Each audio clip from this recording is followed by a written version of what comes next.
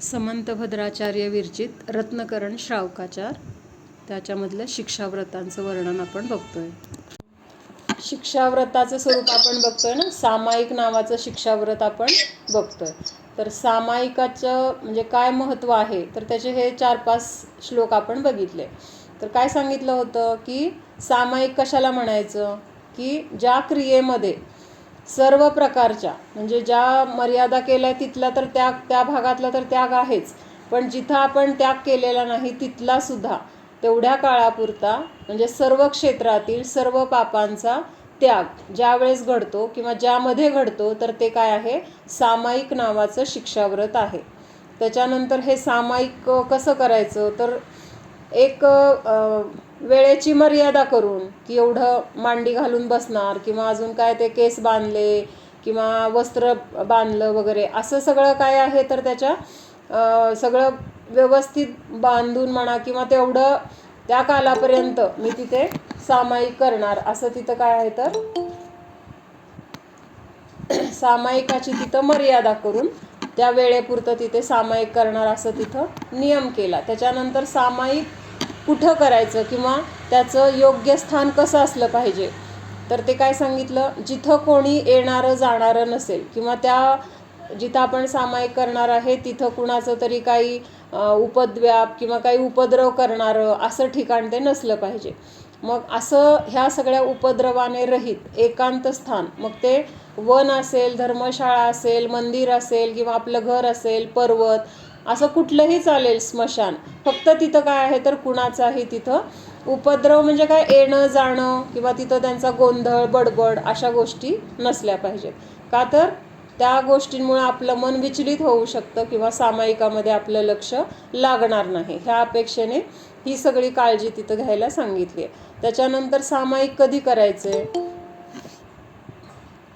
तर सामायिक मुख्यतेने तर दररोजच करायचं आहे, पण ज्या दिवशी आपलं काही व्रत असेल, एकासन उपवास असेल, तर त्या दिवशी आपला जास्तीत जास्त वेळ ह्या सामायिकामध्ये घालवायचा आहे असं सांगितलं आहे.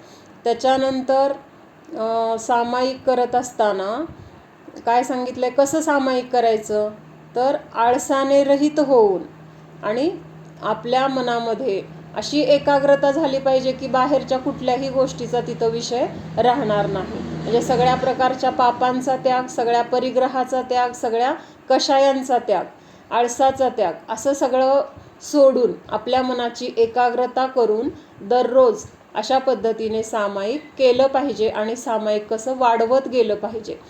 त्याच्यानंतर काय सांगितलं की सामायिकाच्या वेळेस जरी तो गृहस्थ आहे किंवा घरामध्ये असेल किंवा सगळ्या परिग्रहाने सहित आहे, तरीसुद्धा सामायिकाच्या वेळेस त्या सर्व परिग्रहाचा किंवा सर्व प्रकारच्या पापाचा तेवढ्या काळापुरता का होईना तिथं त्याग आहे. आणि त्या अपेक्षेने मग एक मुनी जर शरीरावर त्यांच्या कुणी उपसर्ग म्हणून कपडा टाकला तर ते जसे दिसत असतील तसा हा गृहस्थ त्यावेळेस मुनींप्रमाणेच आहे, वस्त्रसहित असल्यामुळं ते उपसर्ग केलेल्या मुनींप्रमाणे त्या गृहस्थाला उपमा दिलेली आहे.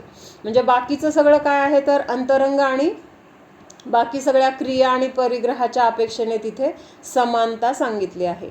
मग आता पुढच्या श्लोकामध्ये काय सांगणार आहेत आपल्याला, की अशा ह्या सामायिकाच्या काळामध्ये किंवा सामायिक करत असताना आपल्याला जर कुठला त्रास झाला, आपण सगळं विचार करून बसलोय, सगळं योग्य ठिकाण बघून बसलोय किंवा कुठलेही विकल्प येणार नाहीत, अशा सगळं काही असेल ते विचार करून काळजी घेऊन आपण तिथे सामायिकाला तर बसलोय, तरीसुद्धा सामायिकाला बसल्यानंतर जर तिथं काही परिशह झाला किंवा उपसर्ग झाला तर त्या उपसर्गामध्ये काय केलं पाहिजे, तर ह्याचं ह्या श्लोकामध्ये वर्णन सांगितलेलं आहे.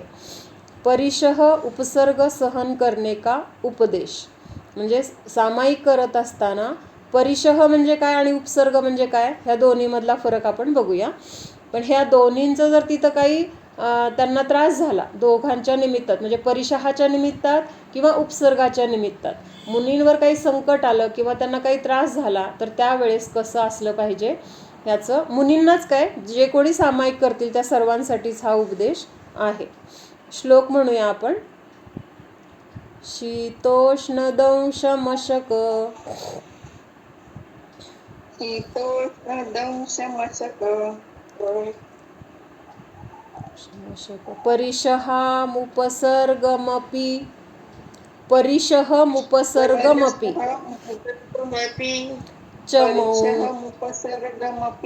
च मौनधरा सामयिकं प्रतिपन्ना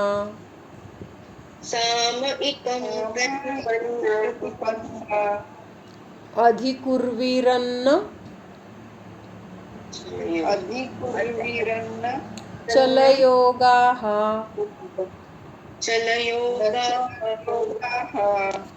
सगळे मिळून म्हणूया. शीतोष्णदंशमशक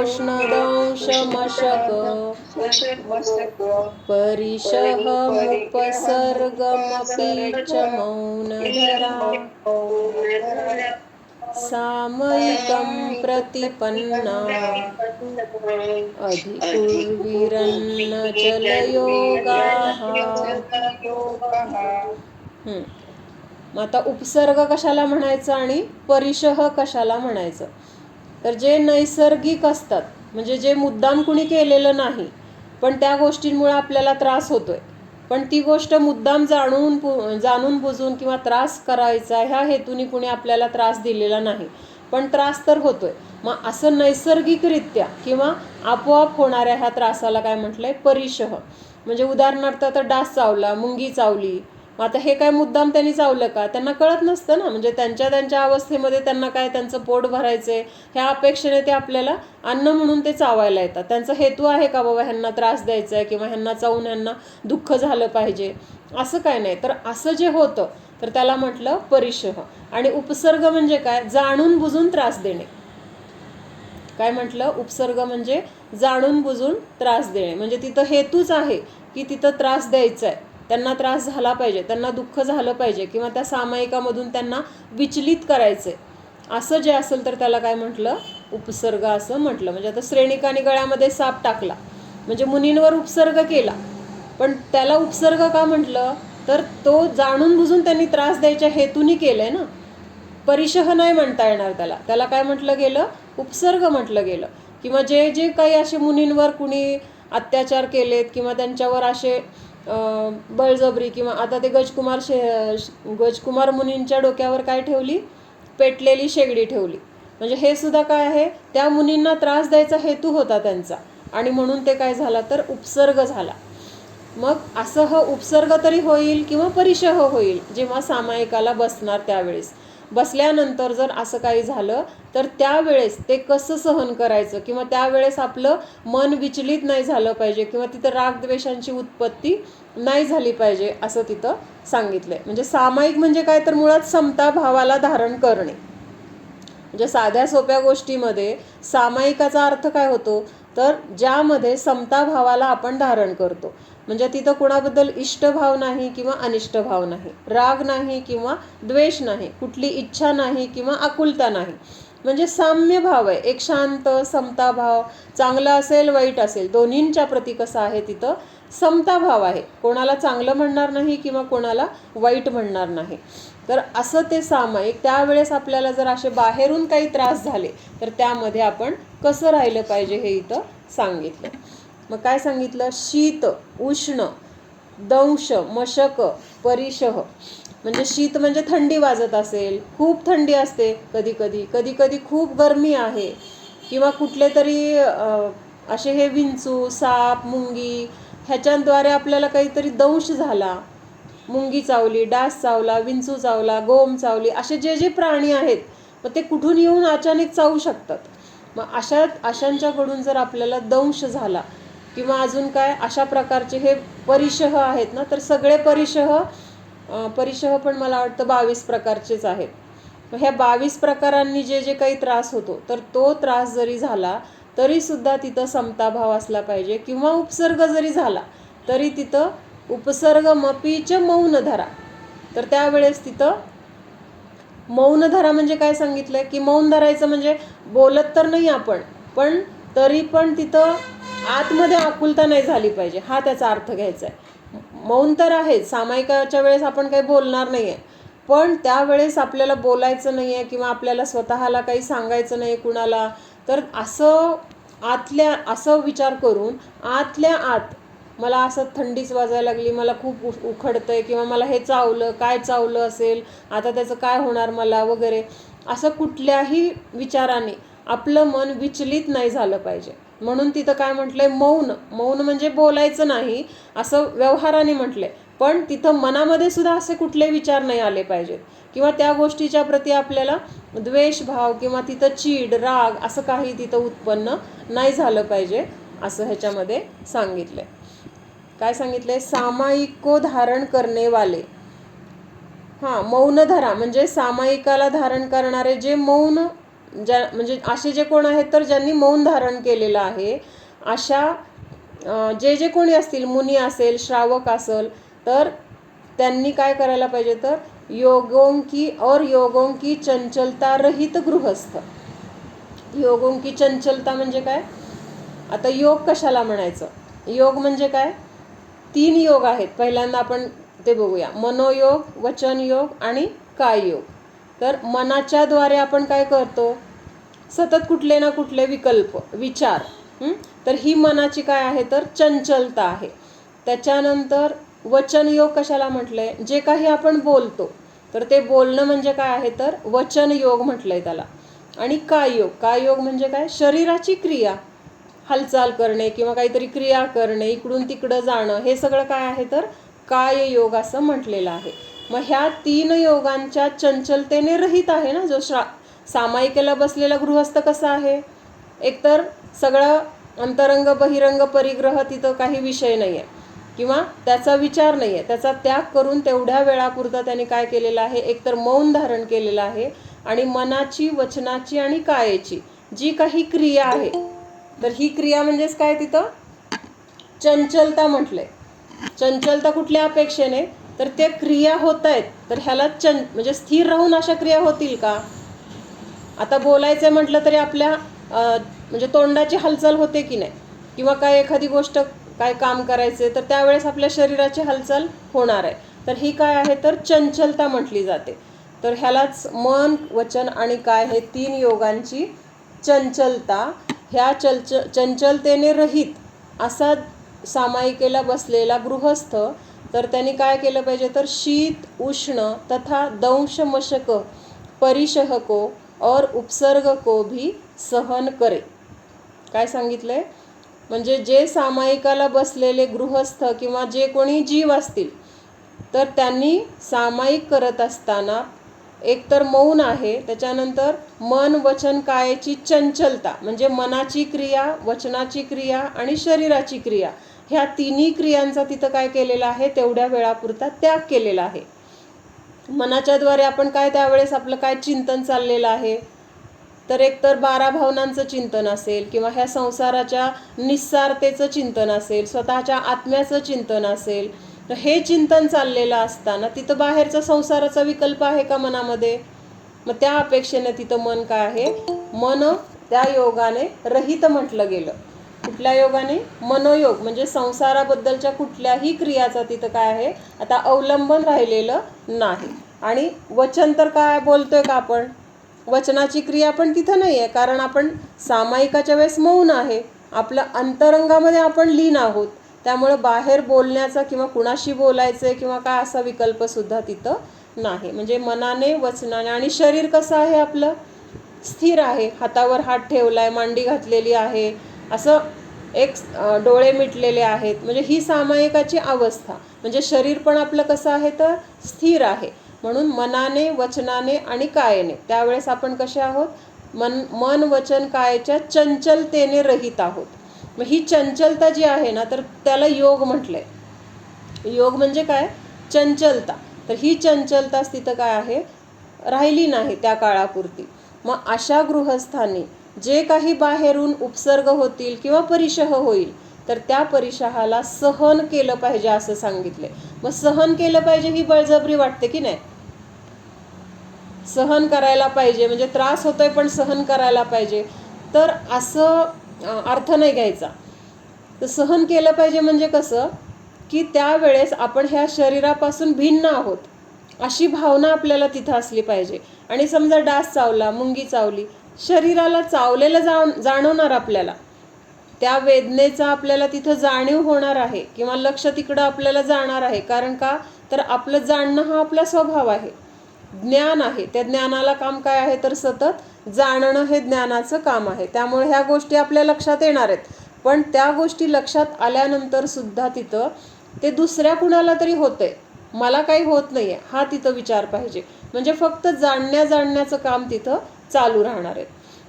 आपण खिडकीतून बाहेर बघतोय, बाहेर बघत असताना रस्त्यावरून किती गोष्टी जाताना येताना आपल्याला दिसतात, किती वेगवेगळे लोक दिसतील, गाड्या दिसतील, काही कुणाचं गोंधळ चाललेला दिसल, काही देवाणघेवाण, म्हणजे कितीतरी प्रकार आपल्याला असे बघायला गेलो तर आपल्याला दिसत राहतील. पण त्या गोष्टींबद्दल आपल्याला मनामध्ये काय असतं का, फक्त एक बघण्याची क्रिया आहे. ती गोष्ट चांगली आहे किंवा ती वाईट आहे, त्याने असं का केलं, त्याने तसं का केलं, काय फरक पडत नाही. आपण फक्त बघतोय, काय कोण येतंय, कोण जातंय, कुठली गाडी आली, कुठली गेली, काय झालं, म्हणजे हे फक्त आपल्या डोळ्यांनी काय तिथं बघण्याची क्रिया चालू आहे. तसं सामायिकाला बसल्यानंतर जे जे काही आपल्या आजूबाजूला समजा घडत असेल किंवा आपल्याला कोणी असं, आता हे इथं दंशमशक वगैरे एक त्यांनी प्रतिकात्मक घेतलंय, म्हणजे एक उदाहरण म्हणून घेतलंय. पण आपण बसलोय खरं एकांतामध्ये आणि अचानक कोणीतरी आलं, म्हणजे अपेक्षा नव्हतं की आता कोणी येत नाही ह्या वेळेस, आणि अचानक कोणी आलं, तरी त्यावेळेस आपलं मन तिथं स्थिर असलं पाहिजे. म्हणजे चंचल नाही झालं पाहिजे, अरे कोण आलं, ह्या वेळेस तर कोणी येणार नव्हतं, कसं काय आलं ना, आता माझ्या सामायिकामध्ये डिस्टर्ब झालं, असं नाही. म्हणजे असे विचाराने आपण चंचल झालं नाही पाहिजे. तर तिथं आपोआप स्थिर कसं राहिलं पाहिजे, तर आपण स्वतःमध्ये लीन होण्यासाठी प्रयत्न करतोय किंवा जे काही समता भाव आहे त्या समता भावामध्ये राहण्यासाठी तिथं आपला प्रयत्न चालू आहे. मग त्यावेळेस बाहेर घडणाऱ्या गोष्टींबद्दल पण तिथं समता भाव पाहिजे, उत्सुकता पण नको आहे. कोण आलं, काय झालं, कोण काय म्हणतंय, ते ऐकण्याचे भाव झाले म्हणजे आपलं लक्ष तिकडं गेलं, म्हणजे आपलं जे काही सामायिकाचं चिंतन होतं ते बाजूला राहिलं आणि आपलं मन काय झालं, दुसरीकडेच डायव्हर्ट झालं किंवा त्या बाकीच्या गोष्टींमध्ये आपण मग त्या चिंतनामध्ये रमून गेलो. मग त्याला सामायिक म्हणता येणार नाही. म्हणून हे बाहेरून जे जे काही असे उपसर्ग होतील किंवा परिशह होतील, तर त्यावेळेस आपल्याला तिथं समताभावाने राहता आलं पाहिजे. म्हणजे स्वतःवर बळजबरी जर केली ना, तर काय होतं मग, नाही नाही मला स्थिर राहायचंय, मला अजिबात काय कुठं लक्ष द्यायचं नाही, अशी बळजबरी नाही करायची. तिथं सहजता आली पाहिजे आपल्याला.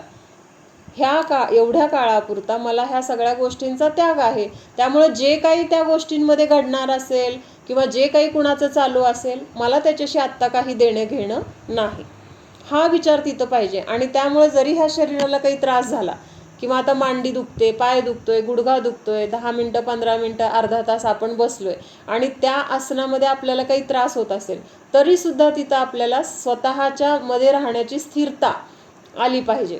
म्हणजे लक्ष तिकडे जाणार किंवा ती वेदना आपल्याला जाणवणार, ती वेदना जाणवणार नाही असं होणार नाही. वेदना तर लक्षात येणार, पण त्या वेदनेला पण फक्त जाणायचं काम करायचंय. अरे फार दुखतंय, कधी एकदा 10 मिनटं होते आणि मी माझी मांडी हलवतोय, मग हे झालं काय, सामायिक झालं का हे, तर हे सामायिक शरीराचं झालं. म्हणून तिथं ह्या सगळ्यावर मात करता आली पाहिजे. ह्या अपेक्षेने तिथं सहन करे असं लिहिलेलं आहे.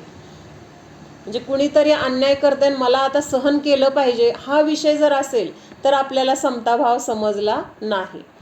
म्हणजे नंतर बघून घेऊ असं म्हणल्यासारखं आहे. सहन करायच्या भावनेने जर आपण सहन केलं ना, तर मग ते काय होतं, दाबल्यासारखं होतं आणि दाबलेली गोष्ट काय होते, कधी ना कधी परत उफाळून येते. मग त्यावेळी जर सहजता असेल तर आपल्याला नंतर सुद्धा त्या गोष्टीबद्दल चीड येणार नाही. माझी सामायिक होतं म्हणून मी गप्प बसलो असं करतेत का, मग सामायिक झाल्यावर जर आपण ताव काढला, समजा कुणी येऊन आपल्या तिथं बडबड केली, गोंधळ घातला आणि मग आपल्याला चीड आलेली असतील, त्यावेळेस आपल्याला काही बोलायचं नाही म्हणून आपण जरी गप्प बसलो आणि नंतर जर असं ताव काढला, तर ते सामायिकामध्ये आपलं लक्ष नव्हतं किंवा ह्याला सामायिक म्हणता येणार नाही.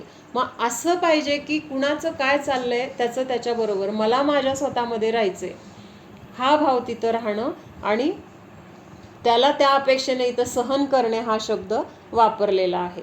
आता 3 दिवस यशोधर मुनींना तिथं उपसर्ग सहन करावा लागला.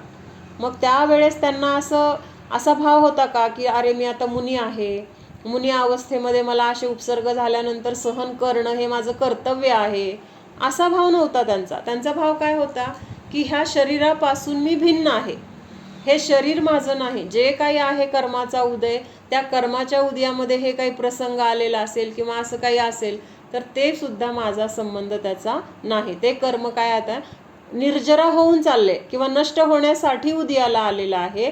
त्यामुळे ते स्वतःमध्ये राहण्याचा किंवा समता भावाला धारण करून त्यांनी स्वतःमध्ये राहण्याचाच तिथं पुरुषार्थ केला. म्हणजे तिथं सहन केलं नाही त्यांनी, तर तिथं ती सहजता होती. त्या अपेक्षेने इथं सहन करणे असा शब्द घ्यायचा आहे. हाँ, जिन्होंने सामायिक को स्वीकार किया है. स्वीकार किया है म्हणजे काय, तर जे सामायिकाला बसलेत किंवा सामायिक करायची अशी ज्यांची इच्छा आहे, ऐसे गृहस्थ ध्यान में स्थिर होकर ध्यान करने की प्रतिज्ञा से चलायमान नहीं होते हुए तथा मौन व्रतधारी बनकर शीत उष्ण डास मच्छर आदि की पीड़ाकारक परिशह को तथा देव मनुष्य एवं तिर्यंच के द्वारा किए गए उपसर्ग को दीनतापूर्वक शब्दों का उच्चारण नहीं करते हुए सहन करे. म्हणजे काय सांगितलं, ज्यांनी सामायिक करायचं ठरवलेलं आहे किंवा जे सामायिकाला बसलेले आहेत असा गृहस्थ कशामध्ये स्थिर होणार, तर ध्यानामध्ये. ध्यान करायचे म्हणजे आपण ध्यान तर आपलं चालू आहे, प्रतिक्षणाला संसाराचं ध्यान चालू आहे. असं नाही की दिवसभर आपण ध्यान करत नाहीये, फक्त आपल्याला 10 मिनिटं ध्यान करायला सांगितले म्हणजे रात्री ध्यान करायचे आणि दिवसभर आपण काय दुसरीच कामं करतोय, असं नाही. ध्यान तर आपलं प्रतिसमयी चालू आहे. पण कुठलं चालू आहे, तर पराचं चालू आहे किंवा संसाराचं चालू आहे, शरीराचं चालू आहे. मग हा विषय काय आहे, इथं संसार विषय झाला. आपल्या ध्यानाचा विषय काय झाला, दिवसभर किंवा अनादी काळापासून आपल्या ध्यानाचा विषय काय होता, संसार, शरीर, कुटुंब किंवा आपला परिग्रह हा आपला ध्यानाचा विषय आहे. मग आता काय करायचे, फक्त तो विषय बदलायचा आहे. ध्यान तर करायची सवय आपल्याला आहे, फक्त कुठलं ध्यान करत होतो ते सोडायचंय आणि तिथं विषय दुसरा द्यायचा आहे. म्हणजे त्यावेळेस तिथं आपल्या जीवाचं ध्यान करायचंय. जीवाचं म्हणजे जीवाच्या, आताच आपल्याला अवघड वाटेल हे, पण कमीत कमी सुरुवातीला एवढं तर समजून घेऊया की काय करायचंय, तर जीवाला समजून घ्यायचंय, स्वतःची ओळख करून घ्यायची. आपल्याला ओळख आहे का, आपल्याला ओळख आहे का, आपण स्वतःला काय ओळखतो, विचार करा प्रत्येकाने. आपली ओळख जर आपण असं विचार करायला गेलो तर मी स्त्री आहे, माझं नाव हे आहे किंवा माझं वय एवढं आहे, मी मनुष्य आहे, अशी आपली ओळख मानतोय आपण. पण ती आपली खरी ओळख नाही आहे. म्हणजे प्राप्त शरीराला किंवा प्राप्त पर्यायाला आपण आपली ओळख मानतोय, आहे की नाही.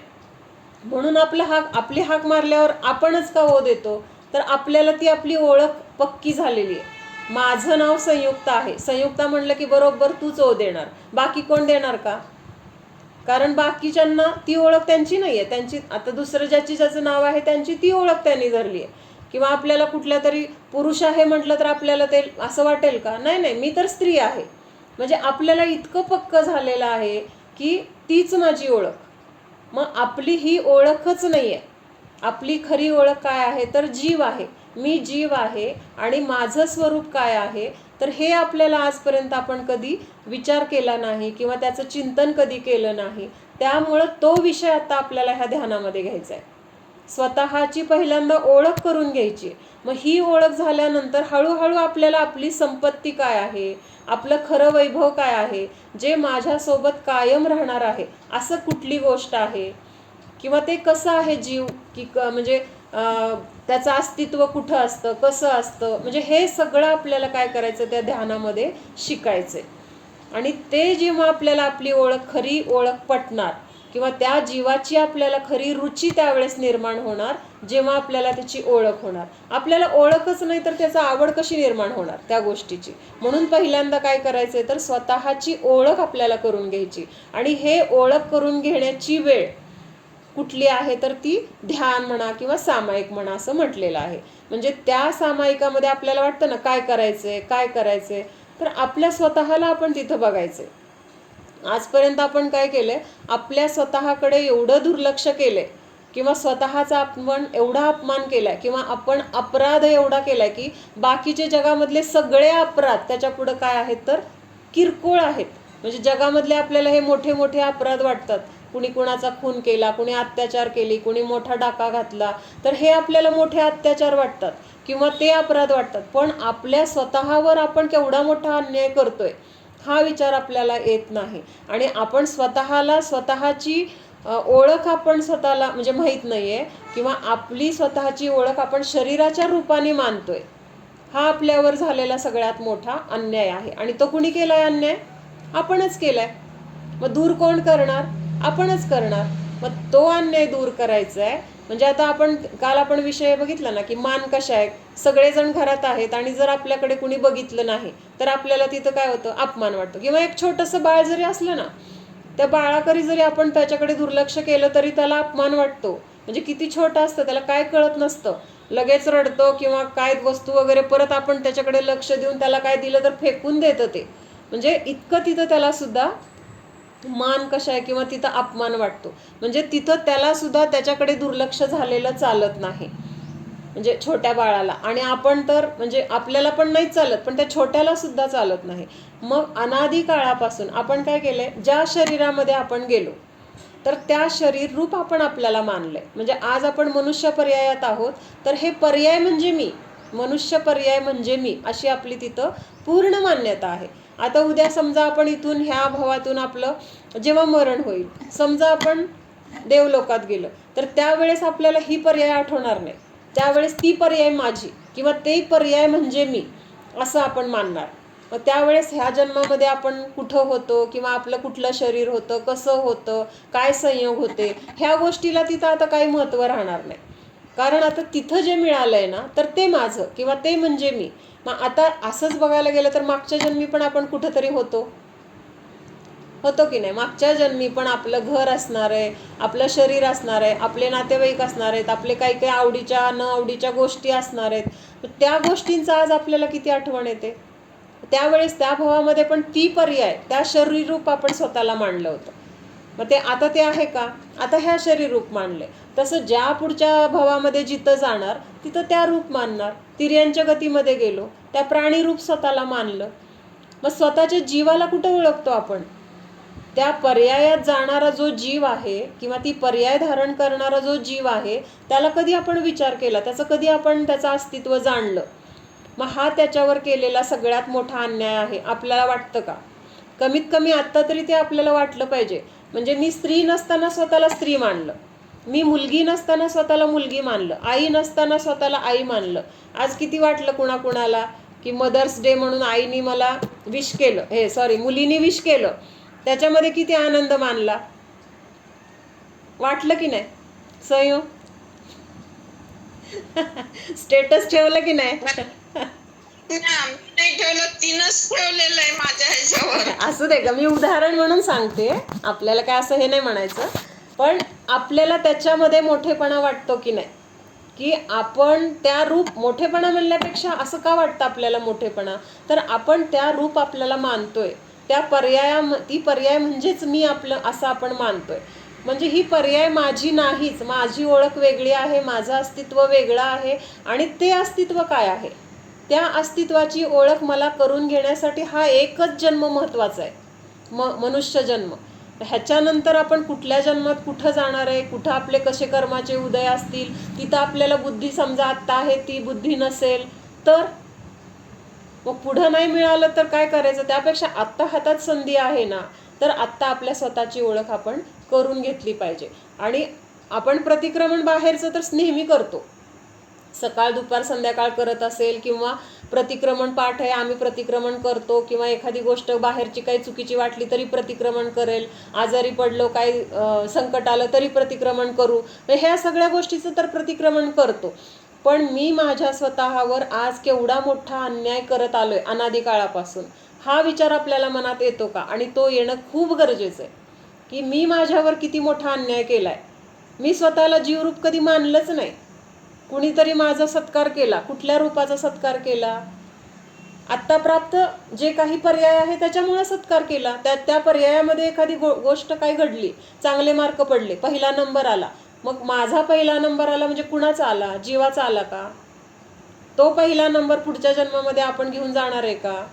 किंवा त्याचं त्या डिग्रीचं तिथं पुढच्या जन्मामध्ये काही महत्त्व असणार आहे का? काहीच नाही आहे. मग ह्या गोष्टी आपल्याला जर आत्ता कळत गेल्या तर मग बाहेर आपल्याला चांगले मार्क पडले म्हणून आनंद पण वाटणार नाही किंवा कमी पडले म्हणून दुःख होणार नाही किंवा दुसऱ्याशी तुलना करून आपल्याला तिथं त्रास होणार नाही. ह्या गोष्टीमुळे पण हे जीवामुळेच आला ना, नंबर आला तो जीवामुळेच आला ना. जीवामुळे आला म्हणजे जीवाचं ज्ञान आहे हे बरोबर आहे, पण ते जीवाचं स्वरूप नाही आहे, ते जीवाचं अस्तित्व नाही आहे, हे ओळखायला पाहिजे आपण.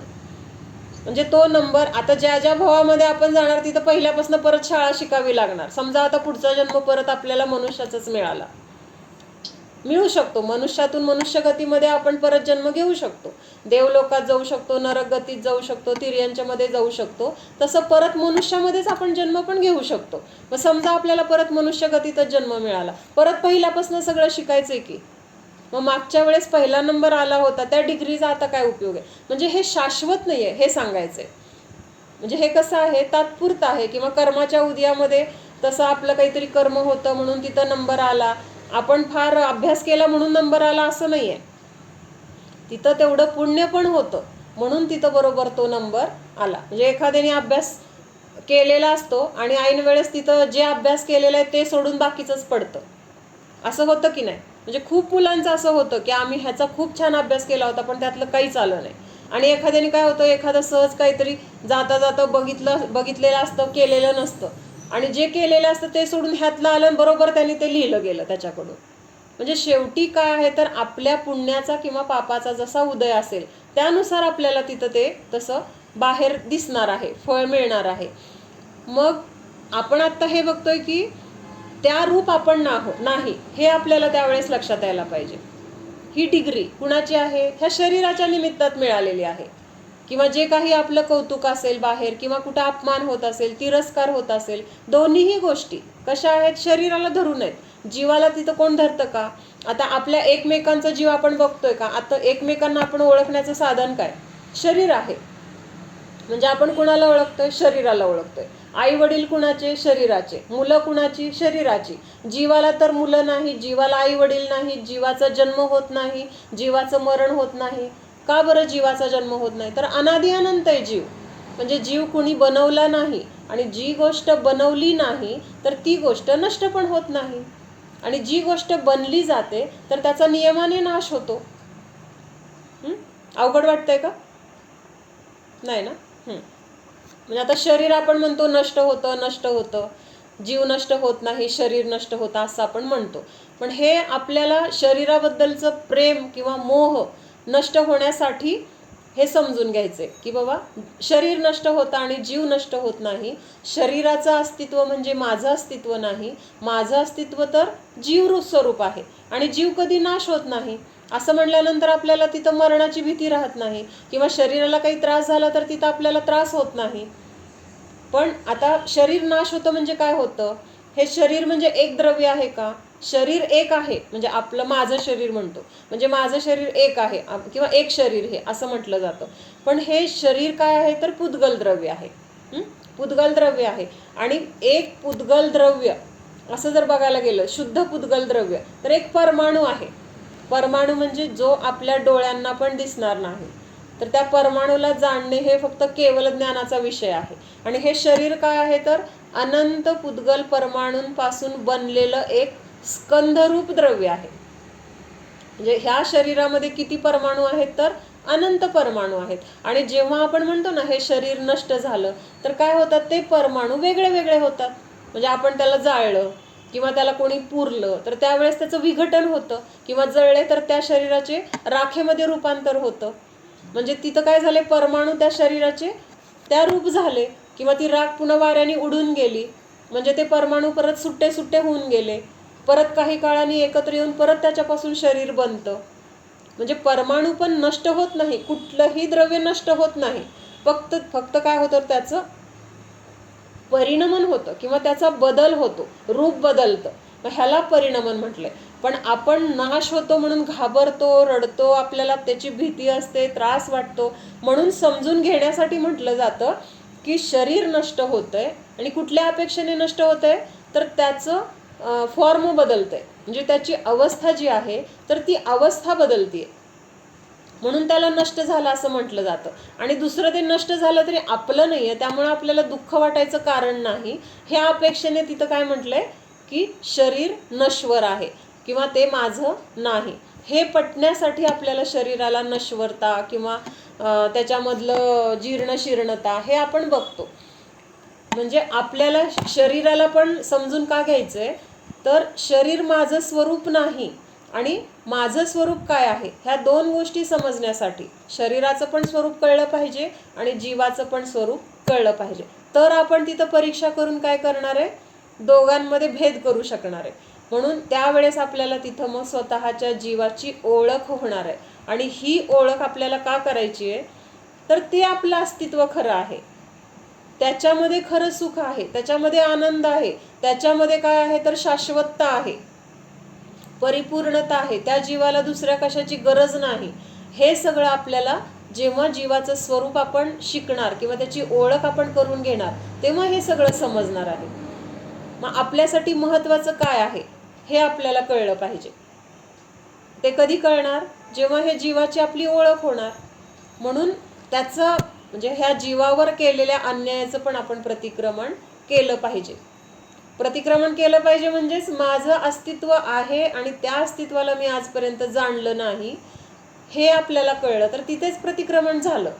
अरे माझं चुकलं, खरंच मी तुझ्याकडे दुर्लक्ष. म्हणजे एखादी घरामध्ये एखादी व्यक्ती आहे आणि सगळं आपण घरामध्ये बाकीच्या 4 व्यक्तींशी बोलतोय, खातोय, पितोय, गप्पा मारतोय, त्याला काय पाहिजे काय नाही बघतोय, त्याची काळजी घेतोय. आणि एक व्यक्ती आहे की तिच्याकडे आपण अजिबातच बघत नाहीये, कधीच त्या व्यक्तीशी बोलत नाही, कधीच त्या व्यक्तीला काय पाहिजे काय नाही बघत नाही, किंवा त्याला काही त्रास असेल तर तो त्रास दूर करण्याचा प्रयत्न करत नाही. म्हणजे त्याला आपल्या गिनतीतच आपण घेत नसेल तर ती व्यक्ती म्हणजे त्या व्यक्तीबद्दल आपल्याला एकतर काय असणार, त्याच्याशी वैर असणार, किंवा ती व्यक्ती आपल्याला आवडत नसणार, किंवा त्या व्यक्तीचं आणि आपलं काहीतरी असं तीव्र काय म्हणजे हे इतके असतील की त्याच्याशी बोलायची आपल्याला इच्छाच होत नसेल. म्हणून आपण त्याच्याकडे पूर्ण एक उदाहरण म्हणून घेतोय बरं का, त्या व्यक्तीकडे जर आपण पूर्ण दुर्लक्ष करत असेल, कधीच त्याच्याशी बोलत नसेल, वर्षानुवर्ष घरातच आहे, एकत्र राहतोय आणि तरी पण आपलं त्याच्याकडे बिलकुल लक्ष नाही, म्हणजेच काय झालं, त्या व्यक्तीवर अन्याय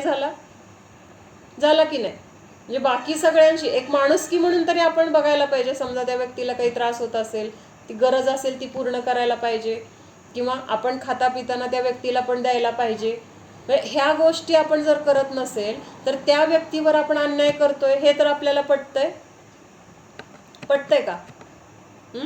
मग आपल्या स्वतःवरच आपण असं केलं अनादी काळापासून. म्हणजे जीवाला जीव स्वरूप जाणलं नाही, शरीर स्वरूप मानलं, शरीर म्हणजे मी मानलं, किंवा ज्या पर्यायात जाऊ ते पर्याय म्हणजे मी मानलं. म्हणजे शरीराच्या अस्तित्वाला कुठं धरलं आपण. आणि त्यामुळं आपल्याला मग ह्या शरीराला काय झालं की त्रास होतोय, शरीराला काही दुखलं खुपलं की आपल्याला वाईट वाटतंय, किंवा शरीराला काही रोग झाला की भीती वाटते, आता ह्याचा नाश होतोय का, हे मला सोडून जातंय का. मग ह्याचं कारण हेच आहे की त्या शरीरालाच आपण धरलंय आणि जीवाच्या अस्तित्वाला आपण कधीच बघितलं नाही, कधीच त्याचा विचार केला नाही. आणि हे विचार करायचा असेल तर त्याच्यासाठी एकमेव पर्याय ध्यान आहे. बाकी कुठल्याही मार्गाने आपल्याला स्वतःची ओळख होणार नाही. आपल्या घरात काय आहे जर आपल्याला बघायचं असेल तर रस्त्यावर फिरलो, दुसऱ्याच्या घरात जाऊन बसलो, दुसऱ्याच्या घरात जाऊन बघितलं, आपल्या घरातलं आपल्याला दिसणार आहे का? किंवा किती जरी दुसऱ्याच्या घरात जाऊन काम केलं, काय केलं, स्वच्छता केली, आपलं घर स्वच्छ होणार आहे का? का नाही होणार? आपलं घर जिथं आहे तिथं आपण गेलोच नाही ना कधी. तिथं काय घाण आहे, तिथं काय केलं पाहिजे ह्याचा विचारच नाहीये, दुसऱ्याचीच धुणी आपण धुत बसलो. तसं झालंय हे की आपण कायम शरीराच्या संयोगात आलेले पदार्थ, संयोगात आलेले जीव, ते माझे, मी त्यांचा, त्यांच्यामुळे माझं अस्तित्व, माझ्यामुळे त्यांचं अस्तित्व, ह्या सगळ्या आपल्या चुकीच्या कल्पना आणि चुकीच्या मान्यतेमुळे काय झालं, जीवाला आपलं बघितलंच नाही आपण कधी आणि त्याच्यावर आपण अन्याय करत आलोय. आणि हा अन्याय आपल्याला काय करायचा आहे तर दूर करायचा आहे. मग त्याचं सुद्धा प्रतिक्रमण आपण केलं पाहिजे की बाबा खरंच मी माझ्या स्वतःवरच केवढा मोठा अन्याय केलाय. आपल्याला बाहेर कुणी आपल्यावर अन्याय केलेला चालतो का? व्यवहारामध्ये मी अन्याय सहन करणार नाही. आम्हा नेहमी म्हणते वी वॉन्ट जस्टिस, असं लगेच आपण बाहेर जाऊन म्हणतो. म्हणजे आम्ही कुठलाही अन्याय का सहन करायचा, आम्हाला पण आमचं अस्तित्व आहे, आम्हाला जे पाहिजे ते हक्क मिळवणार, म्हणजे असं आपण बाहेर तर लढतो. मग इथं स्वतःवर केवढा अन्याय करतोय, तिथं कधी आपण न्याय करणार? आणि तो न्याय करायसाठी हे सामायिक आहे किंवा ध्यान आहे. तिथं आपल्या घरात जायसाठी आपल्याला बाहेरचं सगळं सोडून मग आपल्या घरात यावं लागेल. दुसऱ्या घरात राहतोय, दुसऱ्याच्या घरात काम करतोय, मग आपल्या घरात जर आपल्याला बघायचं असेल तर दुसऱ्याच्या घरातून बाहेर पडावं लागेल, स्वतःच्या घरात यावं लागेल. आणि स्वतःच्या घरात आल्यानंतर मग आपल्याला तिथलं कळेल की काय आहे काय नाही. अरे माझ्या घरात तर एवढं सगळ्यांनी कधी बघितलंच नाही, असं तेव्हा आपल्याला कळणार आहे. म्हणजे अनंत गुणांची इस्टेट म्हटलेलं आहे. बाहेरची इस्टेट तर काय आहे, आज आहे म्हणस तर उद्या नष्ट होईल. आता ते पाकिस्तानचं वॉर चाललंय, हे चाललंय, किती जण मेले, किती जण मरतायत, किती जणांची घरं बर्बाद होत आहेत. म्हणजे काय त्या इस्टेटीला आहे का? काय आहे म्हणस तर नष्ट होते. मग तसं ही सगळी बाहेरची आपल्याला जरी काय आपण सेफ आहे असं वाटत असलो, जोपर्यंत आपण आहोत, एकदा मेलं डोळे झाकले की ह्याचा आपला काही संबंध राहणार नाही. पण आपली जी इस्टेट आहे, कुठली इस्टेट? आपल्या जीवाचे जे गुण आहेत त्या गुणांची इस्टेट जर आपल्याला समजलं, त्या गुणांचं कार्य जर आपल्याला समजलं, तर आपल्याला तिथं बाहेर बघायची गरजच राहणार नाही. मग तेव्हा आपल्याला वाटेल की अरे एवढे दिवस विनाकारण आपण दुसऱ्याच्या घरात काय करत होतो, त्यांच्या घरामध्ये जाऊन उचापती करत होतो किंवा त्यांचं घर आपलं म्हणून आपण सांभाळत होतो. माझं एवढं मोठं इस्टेट असताना मी त्याच्याकडे बघितलंच नाही. आणि आपली इस्टेट अशी आहे की ती काही झालं तरी ती नष्ट होणार नाही. अनादी काळापासून आपण स्वतःच्या जीवावर अन्याय करत आलोय, पण जीवाने आपले गुणधर्म, आपले गुण कधी सोडलेत का? किंवा आपली साथ कधी सोडली का? त्या शरीरामध्ये प्रत्येक वेळेस जे काही आहे ते जीवाने सहन केले. म्हणजे आपण शरीराला आपण काय म्हणतोय, स्वतःचं अस्तित्व मानतोय. आणि त्या शरीर रूप मानल्यामुळं तिथं काय होतंय, तर कर्माचं बंध होतोय. किंवा तिथं जे काही कर्म उद्याला येईल, दुःख मिळेल, तर ते भोगणारं कोण आहे? जीव भोगतोय. शरीराला काय आहे? शरीराला दुःख नाही आहे, जीवाला दुःख आहे. म्हणजे आपण अशा पद्धतीने केलेला अन्याय तेव्हाच दूर होणार आहे की जेव्हा आपण आपली स्वतःची स्टेट काय आहे हे आपण बघायला जाणार आहोत. आणि म्हणून आपल्याला हे सामायिक वगैरे करणं खूप गरजेचं आहे, किंवा ध्यान करणं खूप गरजेचं आहे. वीरसागर महाराजांनी इतकी ध्यानाची प्रेरणा दिली, किंवा खरं ध्यानाचं महत्त्व किंवा ध्यान कसं करायचं हे वीरसागर म्हणजे त्यांच्यामुळं एवढं सगळं प्रभावना झालेली आहे. नाहीतर अगोदर सगळं काय होतं, क्रियाकांड. म्हणजे पूजा करायची, तीर्थयात्रा करायची, दान करायचं, किंवा अजून काय षटक्रिया केल्या, स्वाध्याय केला, आणि त्यांनीच धर्म मानला, त्यांनीच मोक्ष मार्ग मानला, त्याच्यानी मोक्षाला जाणार, त्याच्यानी कर्माची निर्जरा होणार, अशी सगळी मिथ्या मान्यता पसरली होती. मग हे सगळं म्हणजे धुवून काढायचं, किंवा हे सगळं ज्या चुकीच्या मान्यता ते नष्ट करण्याचं खूप मोठं काम वीरसागर महाराजांनी, आता सुशीलमती माताजी, सुरता माताजी, म्हणजे त्यांच्या शिष्याच आहेत. आणि त्यांचं जसं गुरूंचं आहे तेवढंच त्यांचं पण म्हणजे त्यांनी ते पुढं नेलेलं आहे, किंवा तेवढी त्यांनी पण प्रभावना केलेली आहे. म्हणजे त्याचं महत्त्व काय हे आपल्याला समजल्याशिवाय आपण ती गोष्ट घ्यायला जात नाही, आहे की नाही? मग ध्यान काय आहे, का करायचं? तर आपल्या स्वतःच्या अस्तित्वाला ओळखण्यासाठी. सगळ्यात कुठली गोष्ट असेल, एक बाहेर कुठलीही गोष्ट आपण केली तर आपली ओळख आपल्याला होणारच नाही. बाहेर बघितल्यावर काय दिसतं? सगळं परद्रव्य दिसतंय. बाहेर बघितल्यानंतर आत्मा कुठं दिसतोय? आत्म्याला जर बघायचं असेल तर डोळे पहिल्यांदा झाकावे लागतील. सगळे 5 इंद्रियांचे विषय बंद करून डोळे झाकून आतमध्ये विचार करावा लागेल की मी कोण आहे, माझं अस्तित्व काय आहे. तर आपल्याला तिथं आपली ओळख व्हायला सुरुवात होणार आहे. तर काय चाललं होतं आपलं?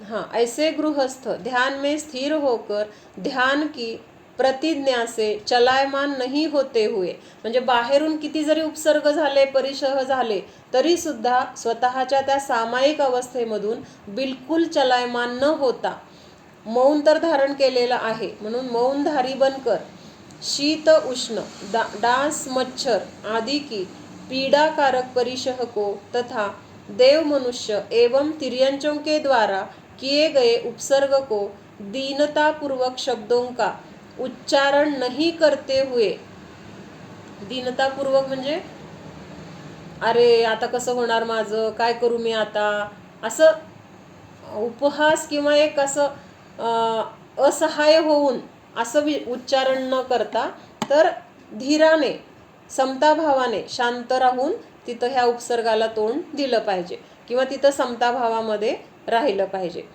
आता हे दुसरं इथं काय आलंय अजून, परिशहाचं तर आपण बघितलं, शीत, उष्ण, डास, मच्छर, अजून काय काय बरेच आहेत, क्षुधा, तृषा, त्याच्यानंतर स्त्रीचा परिशह, असे बरेच परिशह आहेत, 22 परिशह. परवा अजून एक काहीतरी सांगायचं राहिलं तुम्हाला, आक्रोश, स्त्री, वध, वध अजून परिशह. शय्या, निषदा. तर हे सगळे परिशह आहेत.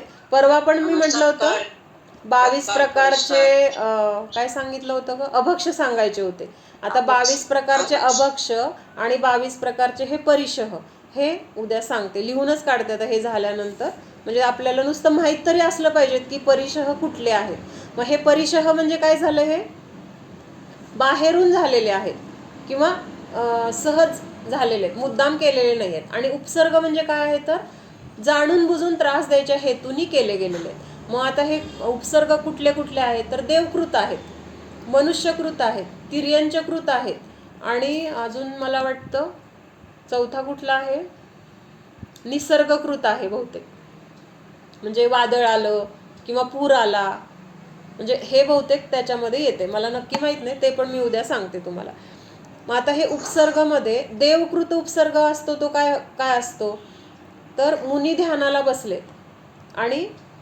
बसलेत आणि समजा जिथं बसले तिथून वर समजा एखाद्या देवाचं विमान चाललेलं आहे, आणि अशा वेळेस जर खाली शत्रू तरी असेल किंवा मित्र असेल किंवा आपले नातेवाईक जवळचे कोणी असं जर खाली असेल आणि वरून ते देव चाललेले असतील, म्हणजे पूर्वजन्मीचे बरं का, पूर्वजन्मीचा शत्रू असेल किंवा पूर्वजन्मीचे जवळचे कोणी नातेवाईक आहेत आणि ते ध्यानाला बसलेत किंवा खाली आहेत असं दिसल्यानंतर वरून जर विमान चाललं असेल तर देवाचं, तर ते ॲटोमॅटिक थांबतं, पुढं जातच नाही. मग त्यांना असं विचार येतो माझं विमान पुढं का जात नाहीये. मग अवधिज्ञान तर असतं त्यांना, देवांना. मग त्या अवधिज्ञानाने जाणतात की माझं विमान थांबलंय तर खाली कोणीतरी माझं आहे, मग तो शत्रू असेल किंवा मित्र, नातेवाईक, पूर्वजन्मीचे असं कोणीतरी असेल. मग ते खाली येतात आणि तर ती मुनी वगैरे समजा, आता आपल्याला उपसर्गाचं बघायचं आहे ना, मग उपसर्ग म्हणजे त्यांचा कोणीतरी शत्रू आहे त्या देवाचा समजा. मग त्या देवाला हे कळतं की हा माझा पूर्वजन्मीचा शत्रू आहे आणि आता ते ध्यानाला बसलेत ना, आता मला त्यांच्यावर बदला घ्यायची ही चांगली वेळ आहे, असा विचार करून ते त्या मुनींना उपसर्ग करायला येतात.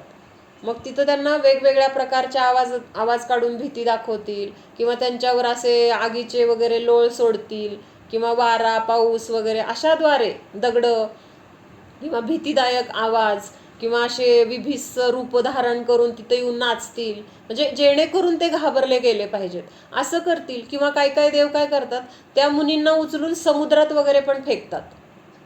म्हणजे हे देवकृत आहे. आणि ते मुनी स्वतःमध्ये इतके लीन असतात, म्हणजे त्यांना हे सगळं. कुलभूषण देशभूषण मुनीला रात्री त्रास देत होते बाई येऊन. ते राक्षस कुठले तरी देवकृत. तर अशा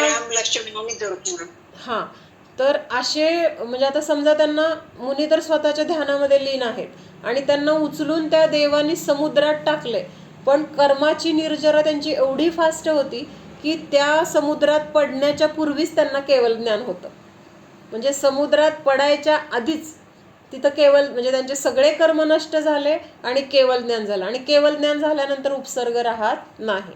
मग तिथं लगेच ते समोसरण नाही पण गंधकुटी वगैरे असं तिथं रचना होते. म्हणजे तिथं त्यांचा उपसर्ग लगेच नष्ट होतो, केवल ज्ञानाची प्राप्ती होते तेव्हा. म्हणजे केवल ज्ञानीला कोणी उपसर्ग करू शकत नाही. म्हणजे हे कधी आहे तर मुनी अवस्थेमध्ये असतानाचं उपसर्ग असे केले जातात. जीवनदर्शेतला त्यात तू सांगितली ना, ते जीवनदर्शेतला तसं देवानी. तिर्यंचकृत म्हणजे तिर्यंच जीव पण येऊन त्यांना खातात वगैरे, तर तो झाला तिर्यंचकृत उपसर्ग. म्हणजे आता ते सुकुमाल मुनींची वगैरे गोष्ट आपण बघितलेली आहे. सुकुमाल मुनी जेव्हा गृहस्थ अवस्थेमध्ये होते तर एवढे नाजूक होते की त्यांना असा सूर्याचा प्रकाश पण त्यांना सहन होत नव्हता. म्हणजे त्यांना एका महालामध्ये सेपरेट त्यांच्यासाठी व्यवस्था केलेली की तिथं फक्त रत्नाच्या प्रकाशामध्ये ते राहत होते.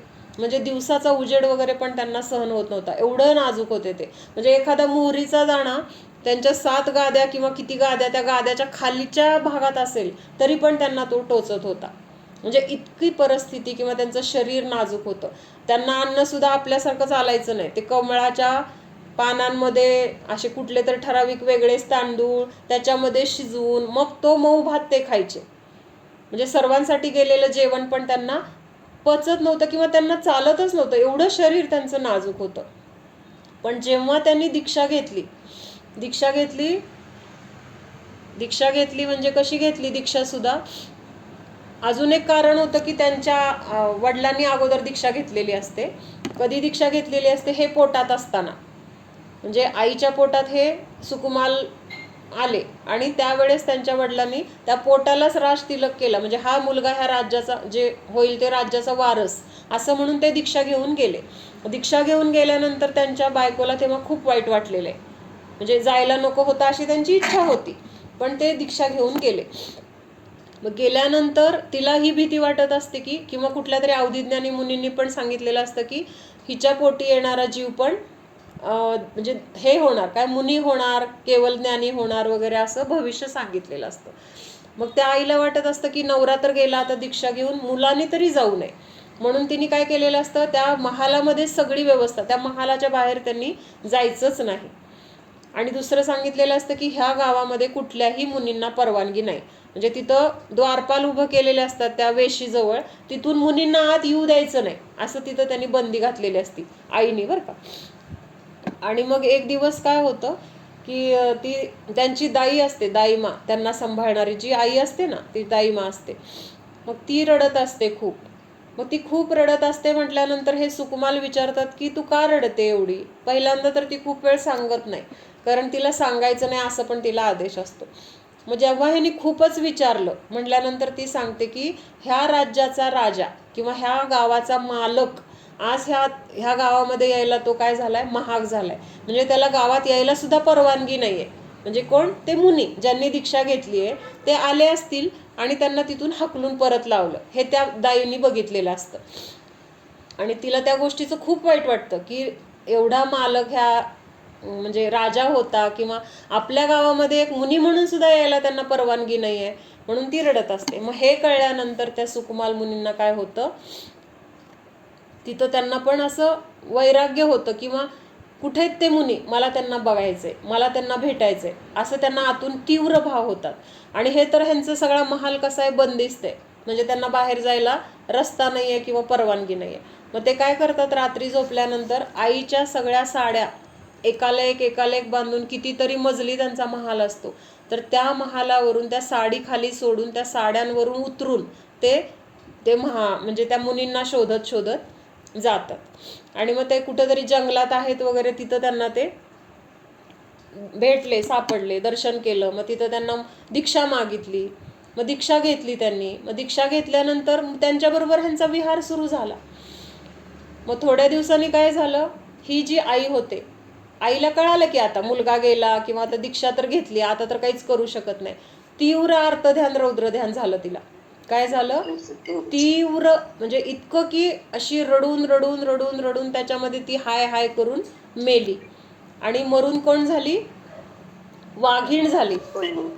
वाघीण झाली. आणि आता हे त्या जंगलामध्ये वगैरे विहार करत करत एका जंगलामध्ये आलेत, आणि त्याच जंगलामध्ये ही कोण आहे, वाघीण आहे. कोण आहे आता, आई आहे बरं का, आईच आली आहे, आईच आहे आणि वाघीण आहे. आता मागच्या जन्मी तर त्या मुलावर किती प्रेम आहे, इतकं प्रेम आहे की त्या मुलाला बाहेर जाऊ दिलं नाही, किंवा त्याला सगळं जे काही भोग असतील त्याला आवडणारे किंवा त्याचं मनोरंजन व्हावं म्हणून इतकी काळजी घेतली होती तिने की आपला मुलगा इथं रमला पाहिजे, त्यांनी इथून बाहेर नाही पडलं पाहिजे, दीक्षा नाही घेतली पाहिजे. म्हणजे जेवढे होतील तेवढे प्रयत्न तिने केलेले आहेत, पण जे होणार आहे ते काय चुकत नाही. म्हणजे ते असं झालं, शेवटी त्यांनी दीक्षा घेतली आणि आता ती वाघीण झाली आहे. आता मागच्या जन्मीचं प्रेम आहे का आता त्या वाघाजवळ, हा माझा मुलगा आहे म्हणून. आता तिला तिथं जे वाईट वाटलं होतं ना की हा माझा मुलगा मला सोडून गेला, आणि त्याच्या निमित्तात तिने जे आर्तध्यान करून रडली होती किंवा तीव्र तिने संकलेश परिणाम केले होते, त्याच्या निमित्तात वाघीण तर झाली, पण तिचं जे प्रेम होतं त्या मुलाबद्दलचं, माझा मुलगा, त्यांनी मला सोडून जायला नाही पाहिजे, त्याच्यासाठी वाट्टल ते करायची तयारी, म्हणजे किती प्रेम होतं. तर त्या प्रेमाचं रूपांतर द्वेषामध्ये झालं. कशामध्ये झालं, द्वेषामध्ये. आता ते प्रेम राहिलं नाही, म्हणून आपण म्हणतो हे आपले लय प्रेमाचे आहेत, हे आहेत. काही सांगता येत नाही पुढच्या जन्मी आपल्याला कुठल्या रूपाने आपल्या जवळ येतील परत आणि आपल्याला काय तिथं भोगावं लागेल किंवा आपल्याकडून त्यांना काय भोगावं लागेल, काही सांगता येत नाही. म्हणून असं तीव्र म्हणजे कुठलंच राग असो द्वेष असो दोन्ही गोष्टी आपल्याला करणं काय आहे तर चुकीचं आहे. आणि त्या जंगलामध्ये जेव्हा ती ह्यांना बघते तर तिला तीव्र क्रोध येतो त्या वाघिणीला. म्हणजे आता भक्ष्य खायचं म्हणून खायचं असं नाही, खायचं म्हणून खाल्लं तर एक वेळ ते काय झालं, त्यांचं रोजचं ते खाणंच आहे, त्यांना दुसरा ऑप्शन नाही आहे. पण त्या दोघांना बघितल्यावर तिला तीव्र क्रोध येतो आणि ती अशी द्वेषाने त्यांच्या अंगावर झडप घालून त्यांना खाऊन टाकते. मग तो जो काही परिशह त्या वाघाने, आता किती त्याची क्रूरता, किती त्याचं म्हणजे ते काय म्हणायचं, त्याचे दात, त्याचे ती नख, किती ती म्हणजे त्रास झाला असेल त्यांना, तरी सुद्धा त्यावेळेस त्यांनी तो उपसर्ग कसा सहन केला, समताभावाने सहन केला. तिथं असं त्यांना असं नाही वाटलं की म्हणजे त्याच्याबद्दल द्वेष किंवा तिरस्कार किंवा आता मला काही करू शकत नाही, शांत राहायला पाहिजे, असं नाही.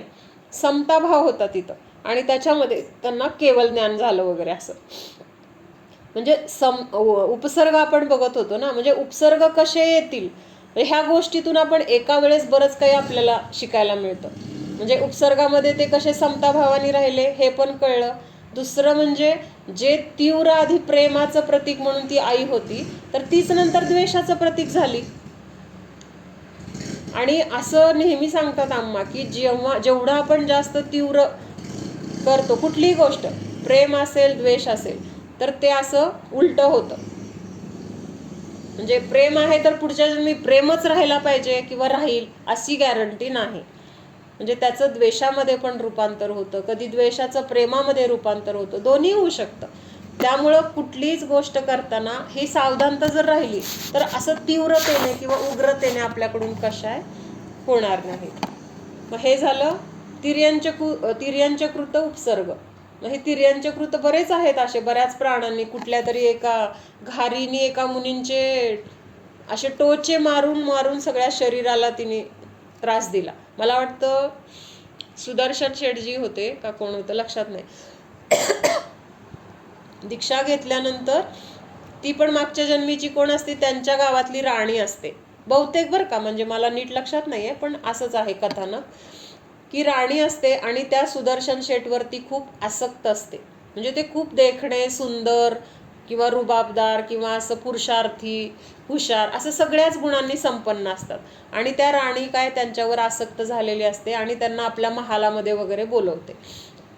पण ते काही बधत नाहीत, म्हणजे ते प्रत्येक वेळेस तिथं त्याच्यातून सुटतात. ती बऱ्याच प्रकाराने त्यांना असं गुंतवण्याचा वगैरे प्रयत्न करते, पण तिथं काय होतं तर प्रत्येक वेळेस त्या राणीचंच काय होतं, म्हणजे तिचंच सगळं उघडकीला पडतं. आणि मग शेवटच्या वेळेस जेव्हा तिचा असं काहीतरी प्रकार उघडकीला पडतो, ह्यांच्यावर तिने असंच बळजबरी वगैरे केलेली असते, तर मग त्यावेळेस तिला राजा काय करतो, काहीतर फाशीची वगैरे शिक्षा देत असेल किंवा दंड देऊन त्याच्यामध्ये तिचा मृत्यू होतो. आणि मेल्यानंतर ती व्यंतरी होते. कोण होते? व्यंतरी, म्हणजे देव होते. आणि मग ती त्या घारीचं वगैरे रूप घेऊन येते आणि म्हणजे नंतर तोपर्यंत काही काळ गेलेला असतो, त्यांनी परत दीक्षा घेतलेली असते. हा, दीक्षा घेतलेली असते.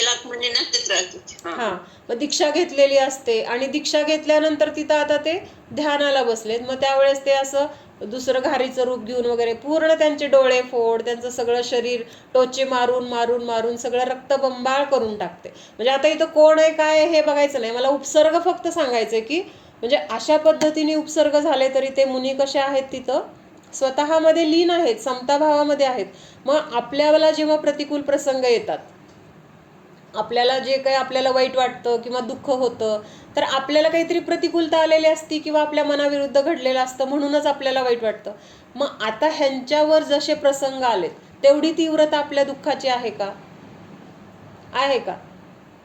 असा त्रास आपल्याला आहे का? मग आपण जर ही अशी कंपॅरिझन त्यावेळेस केलं तर मग आपण खूप सुखात आहोत आणि मग आपल्या दुःखाची तीव्रता कमी होते. म्हणजे ते एवढं सहन करू शकतात, त्या मानाने मला तर काहीच नाहीये प्रतिकूलता, त्या मानाने मला काहीच नाहीये दुःख, ते एवढे ग्रेट आहेत, मग मी का नाही करू शकत? थोडं तरी मी त्यांच्या एवढं तर मला नाही आहे, पण जे काही आहे त्याच्यावर मी मात का नाही करू शकत. त्यांनी तसल्या प्रसंगामध्ये सुद्धा मात केली की नाही. म्हणजे हे प्रसंग आपल्याला हे पण शिकवतात की आपण रोजच्या जीवनामध्ये आपल्याला किती प्रतिकूलता येऊ दे, काय दुःख संकट येऊ दे, तर त्याच्यामध्ये आपण कसं स्थिर राहू शकतो. म्हणजे आपल्यासाठी ते आदर्श असं होतात. तर हे म्हणजे मनुष्यकृत, तिर्यंचकृत, देवकृत, मनुष्य तर करतातच की मुनींना. आपण आत्ताच्या जगामध्ये सुद्धा बघतोय इतर समाजाचे लोक वगैरे किती त्रास देतात, काय काय दगडं मारतात किंवा काहीतरी शिव्या देतात, वेडवाकडं बोलतात. म्हणजे आपल्याला ऐकू वाटत नाहीत असले शब्द. म्हणजे हे सगळं आहेच की मनुष्यकृत, बघतोय आपल्या डोळ्यांनी. त्याच्यानंतर मग हे निसर्गाकडून पण कधी काय पूर आला, भूकंप झाला, किंवा त्यावेळेस ते ध्यानाला बसलेत आणि अशा घटना घडल्या, तर त्यावेळेस ते कसे असतात. आता कितीतरी मुनी येते, 32 मुनी कुठले तरी नदीकाठी ध्यानाला बसले होते आणि काही पावसाचा सीझन नाही किंवा काही नाही आहे, आणि अचानक त्या नदीला पूर आला आणि सगळेचे सगळे त्या नदीच्या पुरामध्ये वाहून गेले. मग हा निसर्गकृत झाला. म्हणजे हे असे उपसर्ग वगैरे